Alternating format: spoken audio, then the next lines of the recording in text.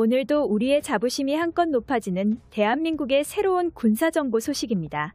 현재 자랑스러운 대한민국 자주국방의 핵심 연구소 국방과학연구소에선 KF-21 전투기와 함께 편대비행 작전을 펼치는 KUS 무인 스텔스기가 한반도 전역을 포함한 2000km 이상 광범위한 영역에 걸친 대규모 화력전을 선두에서 진행하는 핵심 역할을 맡으며, 만약 KF-21 전투기의 후속작인 한국형 무인 스텔스기가 계획대로 양산되고 양산과 동시에 스텔스 블록 사업까지 모두 끝낸다면 동북아시아 공군 전력의 판을 뒤집을 수 있다고 자신있게 언급해 화제가 되고 있습니다. 이는 단순히 전투기에만 국한되지 않으며 한국 최초로 무인 드론의 해외 수출까지 성공하게 될 계획을 준비하고 있는데요.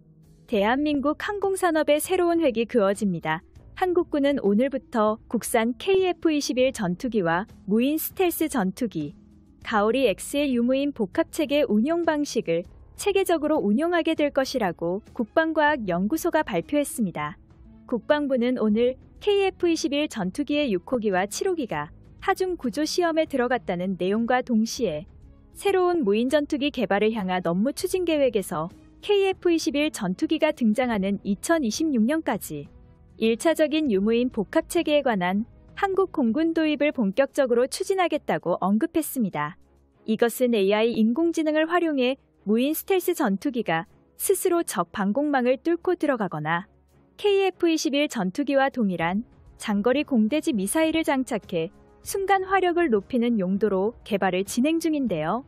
적군의 핵심 시설을 타격하면서 공중전까지 벌일 수 있는 첨단 무인 체계까지 발전시켜 나가겠다며, 궁극적으로 KF-21 플랫폼을 기반으로 한 한국형 무인 스텔스 전투기가 대한민국 영공을 지키는 꿈과 희망이 가상세계가 아닌 현실로 다가오고 있다고 전했습니다. 현재 개발 중인 KF-21 전투기와 함께 국산 무인 스텔스 전투기의 생산 라인은 대한민국의 국방전력에 어마어마한 이득이 되는데요. 국내 방산기업의 핵심인 항공산업의 기반을 다지고 내수 경제를 활성화하고 뛰어난 성능으로 세계시장 진출을 꿈꿀 수 있는 KF-21은 미래 전장을 압도할 차세대 전략무기가 탄생하게 되는 것입니다. 그렇다면 국방부가 언급한 스텔스 유무인 체계가 가져다주는 놀라운 장점들은 무엇이 있을까요? 한국의 스텔스 무인 전투기가 개발이 완료되면 한국은 6세대 전투기 기술을 확보하게 된다. 이것은 국방과학연구소 관계자가 이번에 발언한 의미 있는 말 중에 하나입니다. 이러한 발언을 하며 이것을 지칭했는데요. 이것은 바로 국방과학연구소에서 개발하고 있는 스텔스 무인기 가오리 X입니다. 이번에 처음 공개된 국산 스텔스 무인기 가오리 X는 미래 핵심 기술 분야의 저피탐 스텔스, 무미 꼬리 날개가 없는 기술 시범기였습니다. 이것은 미국을 포함한 여러 국가들이 개발의 혈안인 6세대 유무인 복합체계에 적용되는 전형적인 형태인데요. 6세대 무인 전투기는 적레이더에 탐지되지 않는 스텔스 기능과 단발 엔진에 꼬리 날개 없이 비행하는 기능이 핵심인데, 가오리 X가 그 형상을 완벽하게 따르고 있었던 것이었죠. 심지어 이미 일반 활주로에서 이착륙 및 비행시험에 성공한 상태로 비행 영상이 공개됐습니다.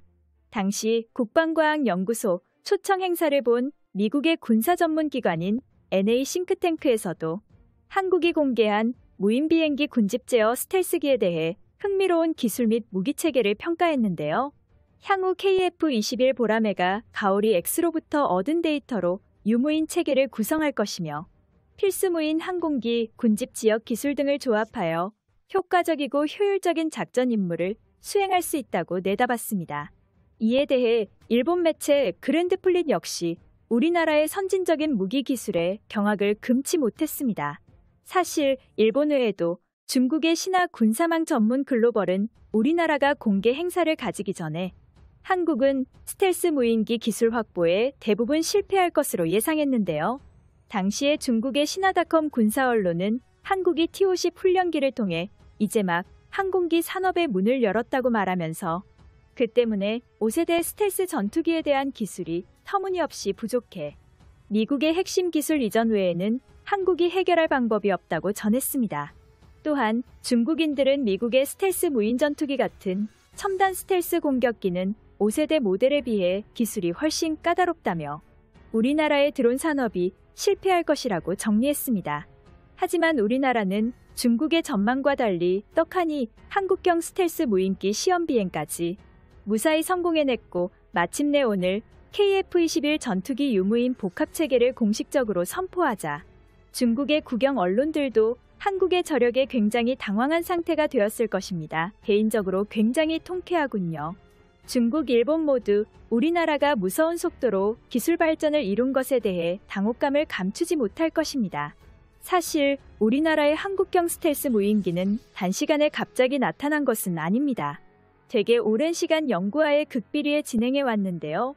사실 한국형 스텔스 무인기 사업은 2010년도에 처음 시작되었는데 시작될 때부터 국가 기밀 사업으로 관리되면서 연차적으로 조심스럽게 개발이 진행되고 있었습니다. 이 때문에 국방과학연구소는 시험장 내에서 가오리-X의 비행 영상을 시연했지만 비행 영상의 촬영 등 외부 반출 금지했습니다. 또한 우리나라의 한 언론사에서는 우리나라 국방부 관계자와 방위사업청을 상대로 미국은 6세대 전투기가 벌써 시험 비행에 있고 일본, 영국, 러시아, 중국도 6세대 전투기를 개발 중인데 한국은 4.5세대 전투기를 만드는 것에 만족하냐는 질문을 했는데요.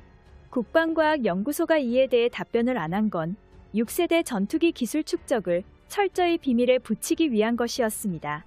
이뿐만 아니라 한국형 스텔스 무인기를 성공적으로 개발할 수 있었던 이유는 오랜 선행 연구 때문인데요.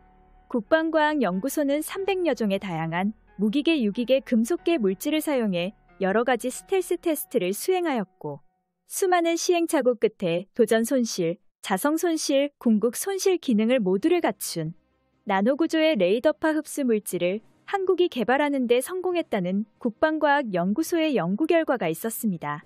보다 중요한 것은 이러한 국산 레이더 전파 흡수제를 개발하면서 각각의 재료 물질을 어떻게 반응하는지를 모두 데이터베이스로 축적하여 향후 지속적인 개발과 개량을 가능하도록 기반을 축적했다는 것입니다.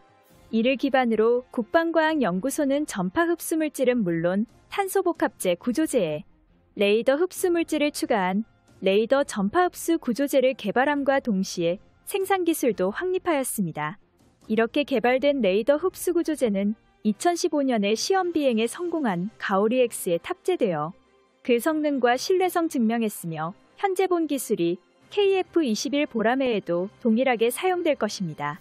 KAI 고정익 사업부문장 전문은 항공기 개발에서 시험 과정은 설계도면 속 항공기의 생명을 불어넣는 과정이라며 다양한 국산 항공기 시험 노하우를 기반으로 전투기가 안정적으로 날아오를 수 있도록 최선을 다하겠다라고 말했습니다. 우리나라의 영원한 자주국방을 위하여 대한민국 군사정보 채널 구독과 알림 설정은 영상을 제작하는 데 큰 힘이 됩니다. 항상 감사합니다.